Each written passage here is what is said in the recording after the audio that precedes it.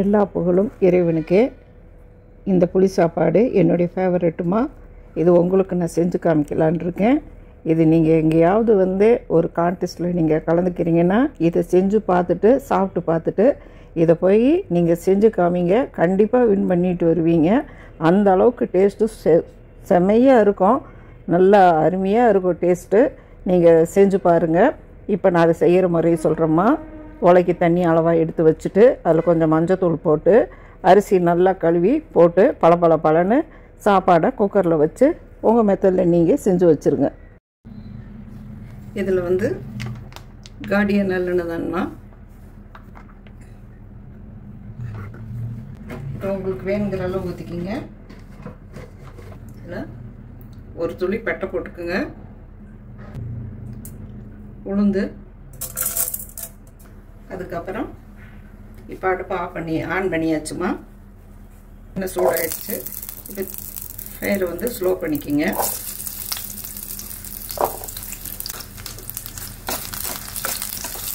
கலந்து கொடுத்தாச்சு.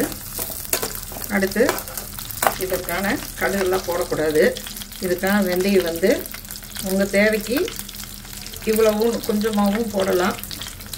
இல்லை நிறையா போட்டால் பிடிக்கும் அப்படின்னா நிறையாவும் போடலாம்.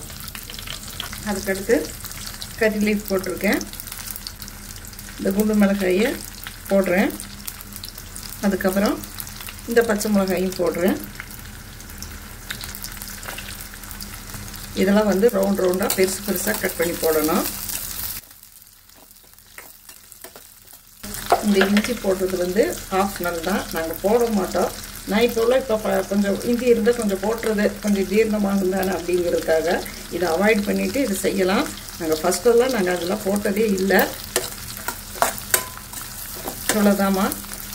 இது இந்த அளவுக்கு தான் வேகணும். இப்போ இது கரைசலில் இதை நான் ஊற்ற போகிறேன். புளி கொஞ்சம் பெரிய எலுமிச்சம்பழம் சைஸில் குறைஞ்சது 75 கிராம் ஆகுது. 200 கிராம் ரைஸுக்கு நீங்கள் போடணும். முதல்ல இதை ஊற வச்சு வச்சுட்டோம்மா. இது இப்போ நல்லா கொதித்து வெந்து எண்ணெய் பிரிஞ்சு வரட்டும்மா. நல்ல பயிர் இதுக்கு நிறைய இருக்கணும். நல்ல புளி வெந்து வர்றதுக்கு.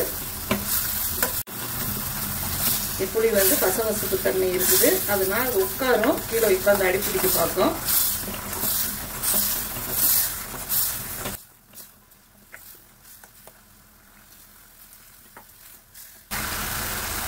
ரவுண்டாக அறுத்து போட்டோம்னா இந்த வெங்காயமே இப்படி ரவுண்டாக தானாக கிளம்பி புரிஞ்சுக்கும்.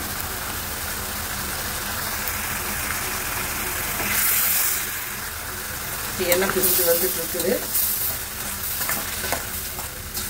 அடுப்பு ஸ்லோ பண்ணிக்கிட்டோம். உப்பும் பார்த்துட்டோம். உப்பு பார்த்தாச்சுமா. பிரியாணிக்கு வெங்காயம் போட்டால் உங்களுக்கு பிடிக்குது. யாருமே புளி சாப்பாட்டுக்கு வெங்காயம் போட்டு செஞ்சு காமிக்கிறதே இல்லை. இது எங்களோட கிராமத்து ஸ்டைல்மா. வெறும் வெங்காயம், பச்சை மிளகா, வரமிளகா, புளி, உப்பு, மஞ்சத்தூள் இது மட்டும் இருந்தால் அருமையான புளி சோத்தை 2 நாளைக்கு ஆக்கி வச்சுட்டு சாப்பிட்டுட்ருப்போம்.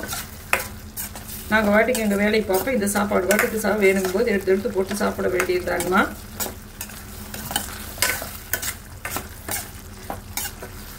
இது ஸ்கூலுக்கு கொடுத்து விடலாம். இல்லை வெங்காயத்தை எடுத்து தொட்டுக்கலாம்மா. சின்ன வெங்காயம் தான் போடணும். பாருங்க, அதான் பிரிஞ்சு உப்பு இழுத்துக்கும். உப்பு காரமெல்லாம் எடுத்துக்கும். இந்த பச்சை மிளகாயும் நம்ம இந்த புளியிலேயே வெந்து வர்றதுனால இதையும் நம்ம எடுத்து தொட்டுக்கிட்டு சாப்பிட்லாமா. இந்த சாப்பாடு ரொம்ப நல்லா இருக்கும். இது கடலெண்ணெய், நல்லெண்ணெய், தேங்காய் எந்த எண்ணெய் வேணாலும் ஊற்றி உங்களுக்கு பிடிச்ச எண்ணெயில் நீங்கள் செஞ்சு சாப்பிட்லாம். பாருங்க, இறக்கும்போது இப்போ அடுப்பு ஆஃப் பண்ணிவிட்டேன். மறுபடியும் கொஞ்சம் எண்ணெய் ஊற்றிக்கிறேன். இந்த சூட்லேயே இந்த எண்ணெய் பச்சை வாசம் போயிடும். இப்போ தலை எப்படி இருக்கு பாருங்க.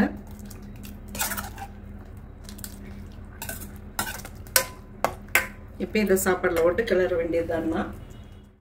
முதல்ல இந்த சாப்பாட்டை குக்கரில் தான் வச்சேன். பாருங்க, மஞ்சளை போட்டாச்சு.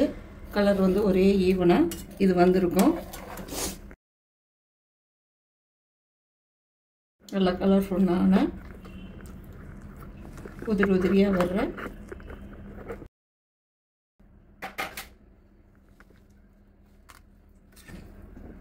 இப்போ கலர் வேணுமா பாருங்கள்.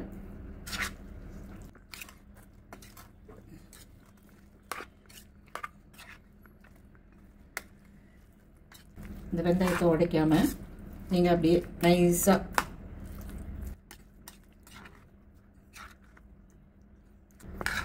பாருங்க. இது அளவான 2 பேர்த்துக்குள்ள சாப்பாடு செஞ்சு காமிங்கம்மா, உங்கள் புளி சாப்பாடு அப்படின்னு சொல்லியிருக்கீங்க பாருங்க.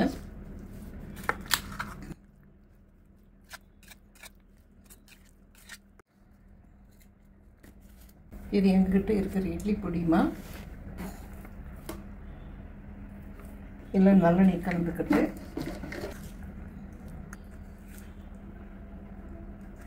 இதோட நெய் கொஞ்சம் சேர்த்திக்கிறோம்மா.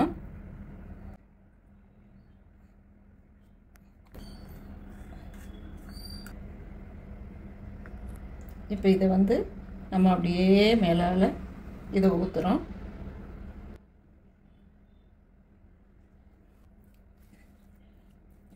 இப்போ இதை போட்டு கிளறிட்டோம்னா வேலை வந்து அதை எடுத்து இதை எடுத்து, ஏன்னா இந்த எங்களோட இட்லி பொடியிலே வந்து முந்திரி பாதாம் எல்லாமே இருக்கும், பச்சை பூசணி விதை இது எல்லாமே இருக்கும். அதனால் வந்துட்டு இதில் எது தனியாக கலக்க வேண்டியதில்லை. இது ஒரு ஆத்தன்டிக் ஃப்ளேவராக இந்த இட்லி பொடியோடு கலந்து செய்கிற இந்த புளியோதரை வந்து ரொம்ப நல்லாயிருக்கும். நீங்கள் சின்ன வெங்காயம் பச்சை மிளகாய் இதெல்லாம் போட்டு தாளித்து புளியை கொதிக்க வச்சு எண்ணெய் பிரிஞ்ச ஒருபாடு இட்லி பொடியை போட்டு கிளறி நீங்கள் சூப்பராக வந்து லஞ்ச் பாக்ஸு குழந்தைகளுக்கும் கொடுத்துக்கலாம், நீங்களும் எடுத்துகிட்டு போகலாம். வீட்டிலே உட்காந்துட்டு வேலை செய்கிறவங்களும் இதை கொஞ்சம் கிளறி வச்சுட்டு ஒன்லி ஒரு நீங்கள் எடுத்துக்கலாமா.